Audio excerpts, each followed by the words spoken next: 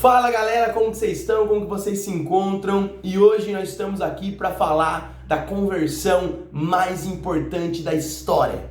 Quem na Bíblia, depois de convertido, teve tanto impacto como essa pessoa que nós vamos falar aqui hoje? É essa mesmo que você está pensando. O maior apóstolo, o maior evangelista, o maior mestre, o maior profeta, o maior líder da história do cristianismo, esse mesmo, o apóstolo Paulo. Nós vamos falar hoje em Atos capítulo 9 sobre a conversão mais importante da história. A conversão que teve um impacto grandioso na filosofia, nos pensamentos modernos de hoje em dia que a gente tem, na jurisdição que a gente tem hoje, tanto é que nas universidades americanas, no início do século XX, as pessoas, elas para fazerem direito, elas precisavam ler as cartas desse homem que a gente vai falar aqui hoje. E sim, esse que você está pensando, o apóstolo Paulo. O apóstolo Paulo, ele foi considerado o maior líder da história do cristianismo. E hoje, em Atos capítulo 9, nós vamos ler sobre, vamos aprender sobre esse estudo. Como que foi a conversão de Paulo? Como que foi tudo isso?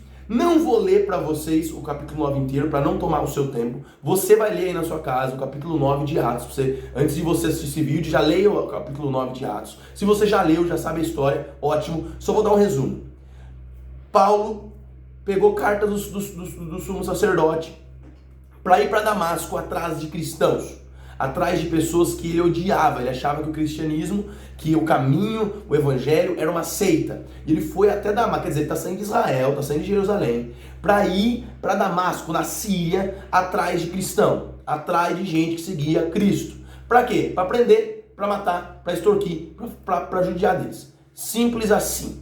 E nesse meio tempo acontece a conversão dele, que fica registrada no livro de Atos, capítulo 9. E aí a gente vê que ele tá indo para a estrada, Jesus aparece para ele e ele fica cego. E aquele aqui nem conhecia Jesus direito, quando Jesus aparece, fala para ele: Saulo, Saulo. E Saulo responde: quem és tu, Senhor? Quer dizer que no momento que ele encontra Jesus, ele não tem mais tempo para ficar resistindo a Jesus. Ele, no mesmo instante, ele já pergunta: quem és tu, Senhor? Já chama Jesus de Senhor. Naquele exato momento acontece a conversão de Paulo, e nós vamos conversar sobre isso. E por que ele é a conversão mais importante da história? Vamos conversar sobre isso hoje. Eu vou ler para você uma nota introdutória. Presta atenção. A conversão de Paulo foi a mais importante da história. Talvez nenhum fato seja mais marcante na história da igreja depois do Pentecostes. Nenhum homem exerceu tanta influência no cristianismo. Lucas ficou tão impressionado com a importância da conversão de Saulo que relatou ela 3 vezes. Em Atos capítulo 9 tem o primeiro relato da conversão de Saulo. Em Atos capítulo 22 tem o segundo relato da conversão de Saulo. Em Atos capítulo 26 também tem outro relato. São 3 relatos. Matthew Henry observa que a conversão de Paulo foi uma das maravilhas da igreja. Paulo tinha um berço religioso de gloriosa e exaltada tradição. Circuncidado ao 8º dia, da linhagem de Israel, da tribo de Benjamim, hebreu de hebreus, quanto à lei foi fariseu, ele contando na carta de Filipenses como ele era zeloso no judaísmo. Nasceu em Tarso, capital da Cilícia, importante centro cultural no Império. Tema que era quase uma pequena Atenas para a aprendizagem. Lá Paulo se familiarizou com a filosofia, a poesia dos gregos. Por direito de nascimento, Paulo era cidadão romano. Foi educado aos pés do mestre Gamaliel em Jerusalém, onde recebeu a mais refinada educação cultural e religiosa. Era adepto da ala mais radical do judaísmo, a seita dos fariseus. Warren Wiersbe afirma que, apesar de sua grande erudição, Paulo estava espiritualmente cego e não compreendia que o Antigo Testamento ensinava sobre o Messias, ensinava sobre Jesus. Ele dependia da própria justificação e não da justificação de Deus.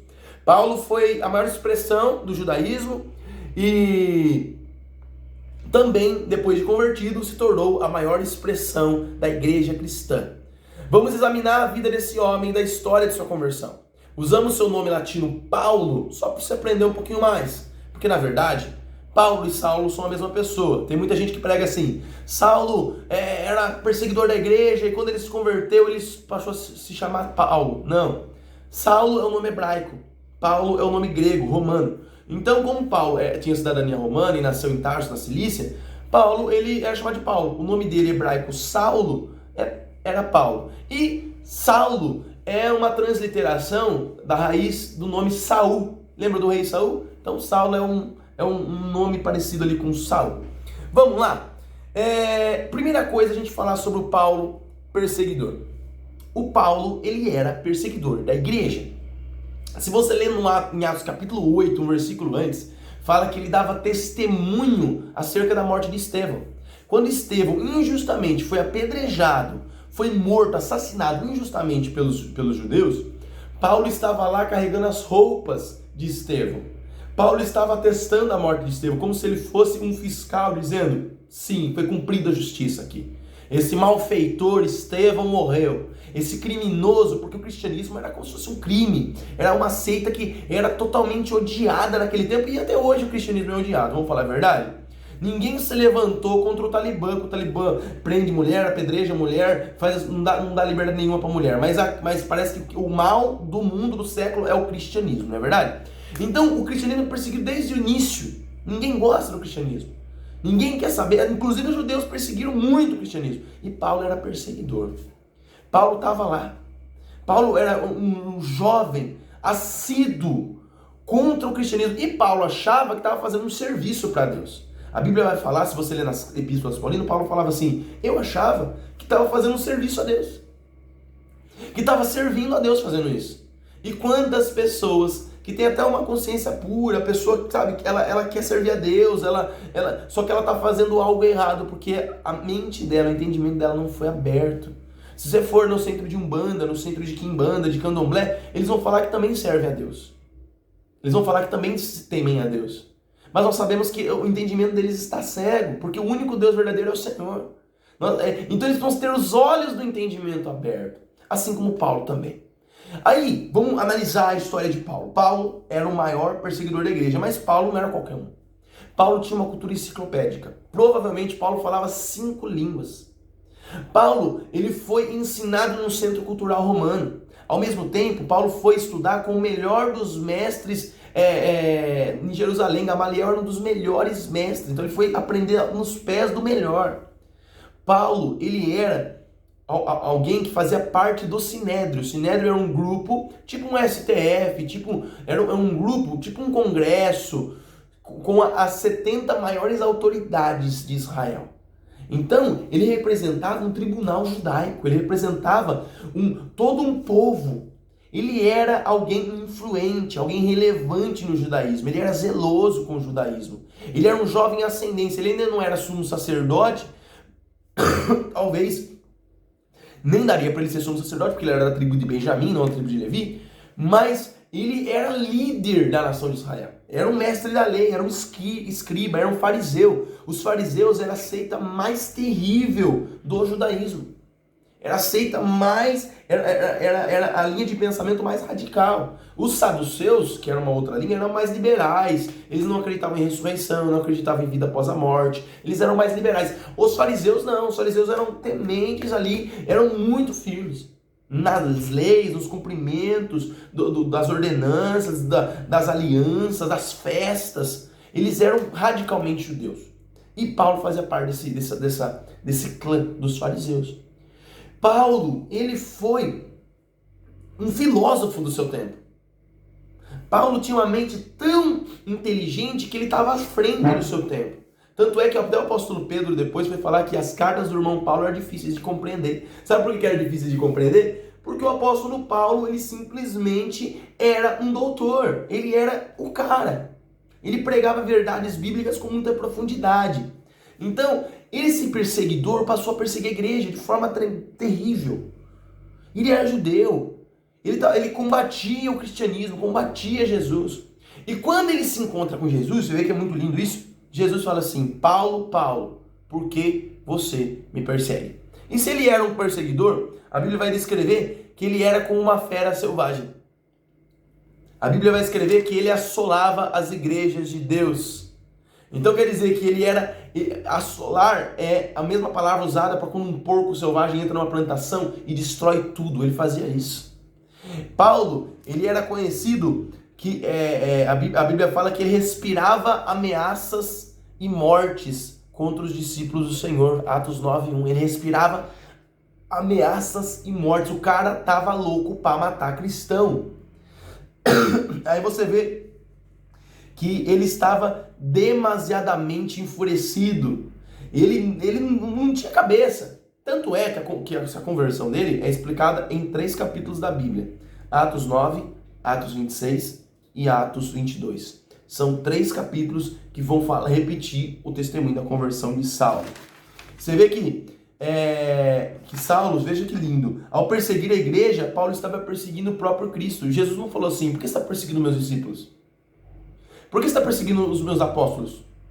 Jesus, ele chega na cara e fala: Paulo, por que você me persegue? Paulo, por que você está me perseguindo? Quer dizer que todas as pessoas que estão perseguindo a igreja de Jesus, estão perseguindo discípulos de Jesus, elas não estão perseguindo o discípulo, elas estão perseguindo o próprio Cristo. Sabe o que isso significa?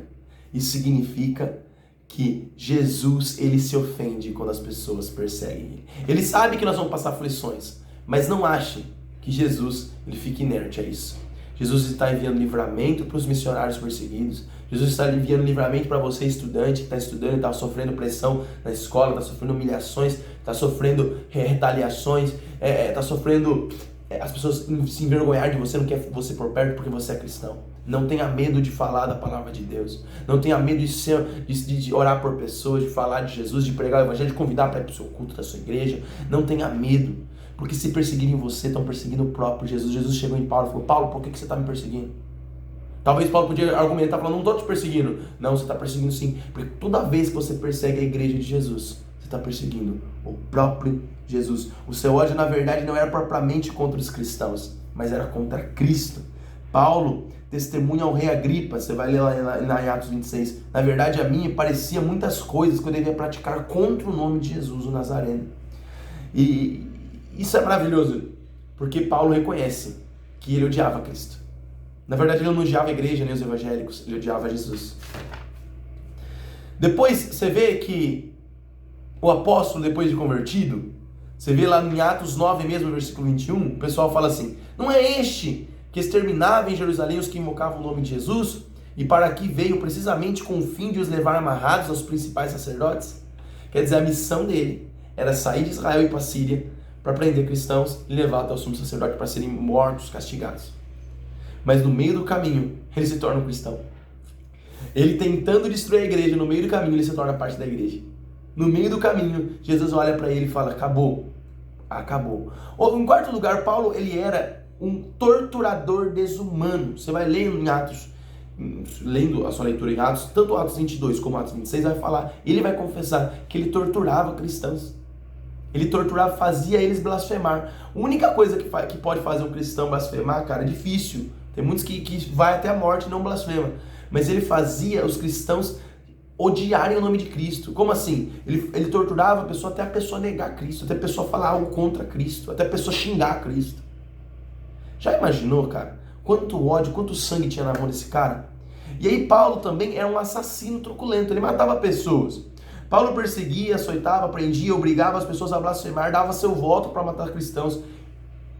Ele conseguiu, na morte do Estevão, um testemunho diante do rei Agripa. Na verdade, a mim me parecia que muitas coisas eu devia praticar contra o nome de Jesus o Nazareno. E assim procedi em Jerusalém. Havendo recebido autorização dos principais sacerdotes, encerrei muitos dos santos nas prisões. Contra estes eu dava meu voto, quando os matavam.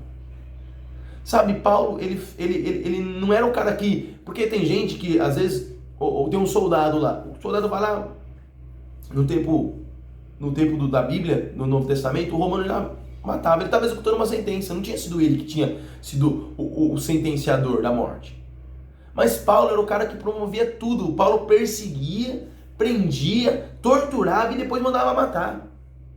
Paulo ele era tanto o planejador do assassinato dos cristãos como o executor, o torturador.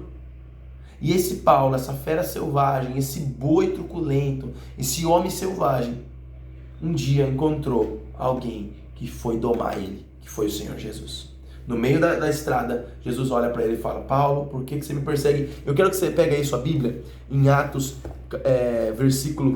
capítulo 9, versículo 15, que ele fala assim para para Ananias. Olha o que Jesus disse para Ananias. Disse-lhe, porém, o Senhor: vai, porque este homem para mim é vaso escolhido, para levar meu nome diante dos gentios, dos reis e dos filhos de Israel. Eu lhe mostrarei quanto ele deve padecer pelo meu nome. Um dia eu estava trabalhando, eu era promotor de vendas de uma empresa que chamava-se Special Dog, é uma ração, marca de ração. Eu estava lá na agropecuária oferecendo a ração, mostrando os benefícios da ração, e um homem me parou e falou assim: Vitor, você vai ser muito perseguido pelo nome de Jesus, por causa de Jesus. Você vai ser muito perseguido. Se prepare. E o rapaz, ele primeiro perguntou meu nome. Ele falou assim: Vitor, você vai ser muito perseguido. Se prepare. Você vai ser perseguido dentro da sua igreja. Você vai ser perseguido pelas pessoas que te seguem. Você vai ser perseguido porque Jesus, ele tem prazer em que você leve o nome dele para muitos lugares, mas sem perseguição, você não vai chegar nesse lugar. Você vai precisar ser perseguido antes. E aquilo lá, nossa, meu coração. Mas foi aí que eu comecei a ler a história de Paulo. Eu peguei um livro que chama-se, não é esse aqui é outro. Ah, esse aqui mesmo, ó. Esse livro aqui do Hernandes Dias Lopes. Até indico para vocês. Paulo, o maior líder da história do cristianismo. Eu comecei a ler e falei: meu Deus, o Senhor tem um propósito na minha vida mesmo. E Deus tem nos chamado. Paulo era o cara que foi perseguido por causa do nome de Jesus. Paulo foi perseguido. Paulo foi quase morto, apedrejado. Paulo levou 5 sentenças de açoites.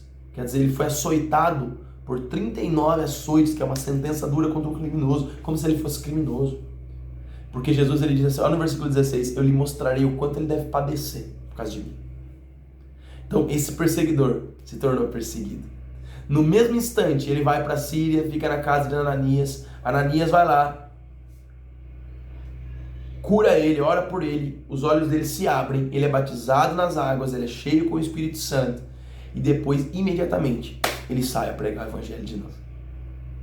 É legal isso, porque às vezes a gente fica assim, ó, eu me converti agora, eu batizei agora, como que eu vou falar de Jesus para as pessoas? Com o que você sabe, você deve pregar o evangelho. Paulo se converteu, no mesmo instante ele saiu a pregar o evangelho para as pessoas. Ele se converteu, ele entregou a vida dele a Jesus, no mesmo instante ele saiu a pregar o evangelho para as pessoas. E nós vemos aqui, ó, que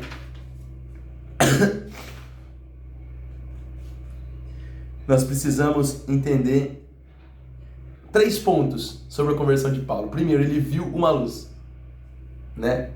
Segundo, ele caiu por terra. Terceiro, ele ouviu uma voz. Depois, nós precisamos entender 3 pontos sobre a entrega dele. Primeiro, Paulo reconhece que ele é Senhor quando diz: quem és tu, Senhor? Paulo reconhece que é pecador.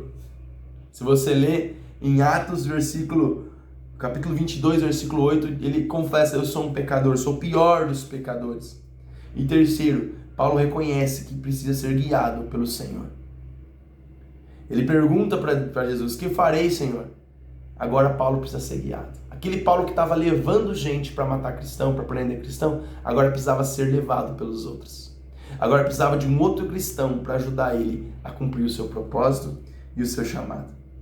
Então, você vê que Paulo evidencia que foi convertido pela sua vida de oração. Você vê que Ananias chega na casa dele, em Atos capítulo 9, quando Ananias chega na casa dele, Ananias foi, versículo 17, entrou na casa, impondo-lhes as mãos, e disse: irmão Saulo, o Senhor Jesus te apareceu no caminho por onde vinhas, me enviou para que tornes a ver e seja cheio do Espírito Santo. Ele estava orando. Você vê que ele estava orando na casa. Paulo, ele evidencia que ele é salvo com a vida de oração. Sabe uma evidência que a gente é salvo? A vida de oração. Se a gente ora, a gente mostra que a gente é salvo. Quem que entregou a vida a Jesus, ama Jesus, não quer passar tempo com Jesus em oração. A segunda situação é que Paulo evidencia a sua conversão pelo recebimento do Espírito Santo. Olha o versículo 17, Ananias foi, entrou na sua casa e disse: Jesus me enviou para que tornes a ver e seja cheio do Espírito Santo. Logo caíram os olhos como que escamas, recuperou a visão, levantando-se, foi batizado. Quer dizer, tudo isso foi evidenciando a conversão dele, o batismo com o Espírito Santo, o batismo nas águas, isso evidencia a conversão. Veja que lindo, em 21 de abril, essa é uma história, de 1855, Edward Kimball levou um de seus alunos da escola dominical a Cristo. Naquele momento, não fazia ideia de que D.L. Moody um dia seria um dos maiores evangelistas do mundo. O ministério de Norman B. Harrison, num pequeno congresso bíblico, foi usado a Deus para levar Theodore Epp, a quem Deus usou para construir o ministério Back to the Bible, né? Volte à Bíblia, de alcance mundial. Cabe a nós levar homens e mulheres a Cristo. Cabe a Deus usá-los para a sua glória. Cara, às vezes você vai converter levar Jesus a teu vizinho, pregar Jesus a teu vizinho. Converter não, quem converte é Deus, né? Mas você vai levar Jesus a teu vizinho, você vai pregar o evangelho, você vai no evangelismo, a gente tem toda sexta, você sai evangelizar. Você está pregando o evangelho para alguém, você pode ganhar alguém para Jesus, essa pessoa pode ter um impacto fenomenal no reino. Jesus converteu Paulo, Ananias foi lá e ajudou Paulo nessa conversão, nesse início. E veja o quanto que Paulo fez para o reino. Então, não fique assim, porque o pastor prega, porque tal fulano líder da igreja, ele é um evangelista, eu não consigo. Você consegue ganhar uma pessoa para Jesus? Você consegue convidar uma pessoa para ir no culto com você, para ir para a igreja com você? Já é suficiente. Talvez o Edward Kimball não sabia que num dia de domingo na escola bíblica dominical, o D.L. Moody, que foi um dos maiores avivalistas do nosso tempo, levantou a mão e entregou a vida a Jesus. Você acha que esse cara sabia que o D.L. Moody se tornaria um dos maiores avivalistas de todos os tempos? Não sabia. Mas Deus usou esse homem para ajudar na conversão do D.L. Moody. Então você vê que Paulo, ele passa de perseguidor, agora perseguido, que agora os judeus começam a querer matar ele. E aí, não só de perseguidor a perseguidos, mas ele começa a ser atribulado por causa de Jesus. Você vê que de Damasco, ele foi para a Arábia, e depois retornou a Damasco. Ele não se apressou a ir para Jerusalém para encontrar-se com os apóstolos, porque o próprio Jesus, e não os apóstolos, o havia designado para o apostolado. Há muitos acreditam que ele ficou na Arábia durante 3 anos, sendo ministrado pelo Espírito Santo, aprendendo sobre o que ele devia ensinar na palavra de Deus, corrigindo as falsas crenças judias que ele tinha. E você vê que Matthew Henry diz que Paulo se tornou notável não só no púlpito, mas também nas escolas. Se mostrou soberanamente habilitado para pregar, manter e defender a verdade quando pregava. Concordo com John Stott quando diz que testemunho não é sinônimo de autobiografia. Testemunhar é falar de Cristo. A nossa experiência pode ilustrar, mas nunca deve dominar o nosso testemunho. Deus mesmo escolheu Paulo para levar o evangelho aos gentios e reis, bem como perante os filhos de Israel.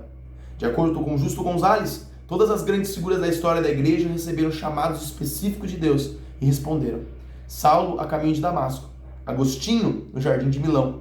Lutero, estudando a Epístola aos Romanos. Wesley, em Aldersgate. Paulo pregou a tempo e fora de tempo, em prisão e em liberdade. Com saúde ou doente, pregou nos lares, nas sinagogas, no templo. Nas ruas, nas praças, na praia, nos navios, nos salões do governo, nas escolas. Pregou com senso de urgência, com lágrimas e no poder do Espírito. Aonde Paulo chegava, os corações queimavam. Eram impactados com o Evangelho. Ele pregava usando não apenas palavras de sabedoria, mas como demonstração do Espírito de poder. Paulo era devastador da igreja, mas agora ele era plantador. Quer dizer, aquele que devastava, que destruía igrejas, agora se tornou plantador de igrejas, edificador de igrejas. Que lindo isso, né, cara? Ele destruía igrejas, agora está plantando igrejas, está treinando líderes, está treinando presbíteros, está treinando diáconos. Olha que lindo, cara. Que maravilhoso isso. Em último lugar, de recebedor de cartas para aprender, para escritor de cartas. Paulo, antes ele recebia cartas de líderes para prender cristão. Agora ele escrevia as cartas para edificar cristãos. Que coisa maravilhosa a gente ler nas epístolas paulinas e saber que antes ele só era o recebedor das cartas.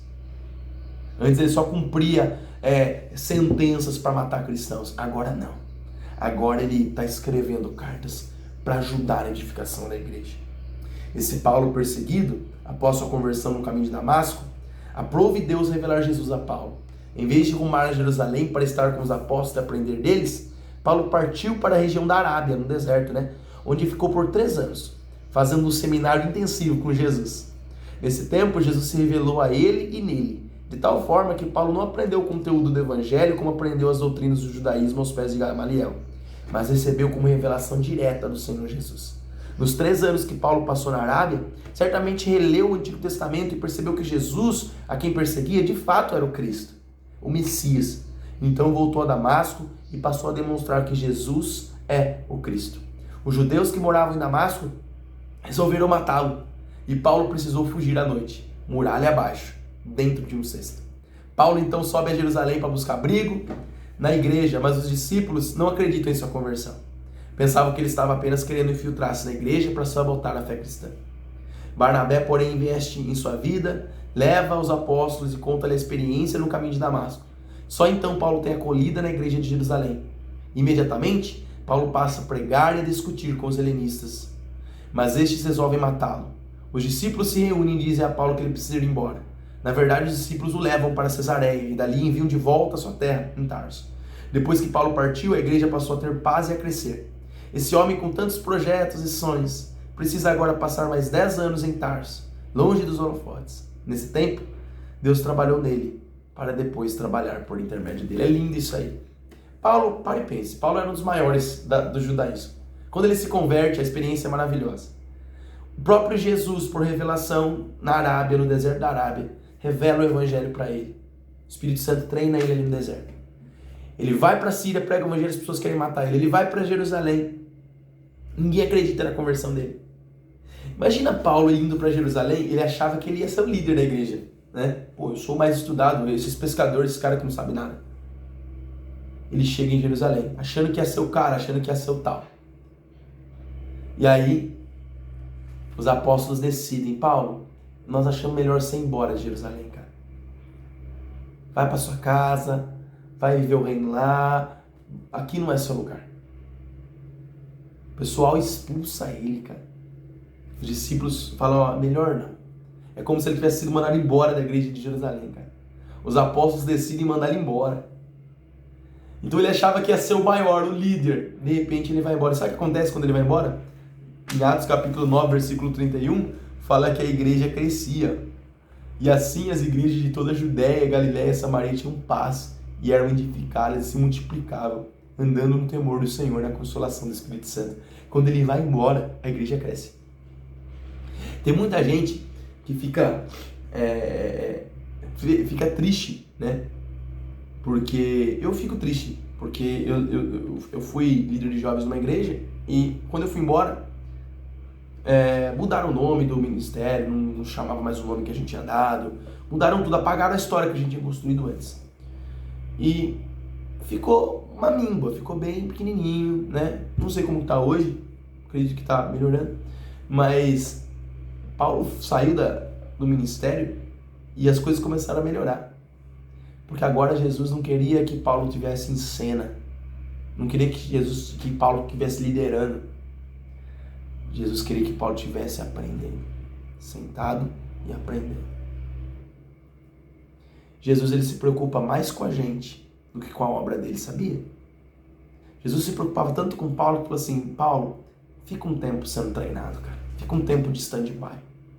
Fica um tempo longe dos holofotes.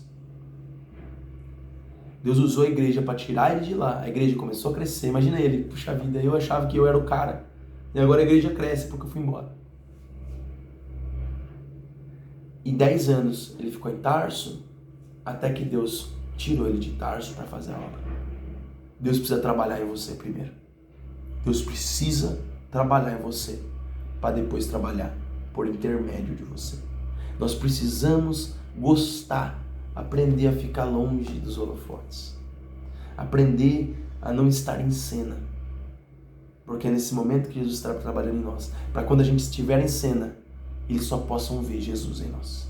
Nós precisamos, escute isso, nós precisamos sair de perto dos holofotes, estar longe às vezes, estar guardado às vezes, nos bastidores, no dia a dia, sem ninguém vendo, para que nós, quando a gente estiver nos holofotes, as pessoas estiverem nos vendo, elas só consigam ver Jesus em nós e não nós mesmos. Talvez se Paulo fosse, toda a sabedoria e o entendimento dele das escrituras ia elevar, ia trazer arrogância ali para a igreja, ia trazer confusão. Então Jesus tira ele de cena para trabalhar nele. Que Deus abençoe você. A conversão mais importante da história. Paulo teve um impacto maravilhoso. De perseguidor a perseguido. De destruidor da igreja para plantador de igreja. de recebedor de cartas para matar, para escritor de cartas para dar vida. Esse é Paulo. A conversão mais importante da história. Paulo plantou muitas igrejas. Paulo nos deu as cartas que hoje nós lemos para a edificação do corpo, as doutrinas da igreja. E Paulo tem nos influenciado até hoje. Que nós possamos ficar felizes com esse exemplo. Que Jesus possa nos levar longe em nome de Jesus. Que Deus te abençoe. Por favor, compartilhe esse vídeo no seu Facebook, no seu WhatsApp. Manda para as pessoas. Talvez alguém precise conhecer essa história. Beleza? Que Deus te abençoe.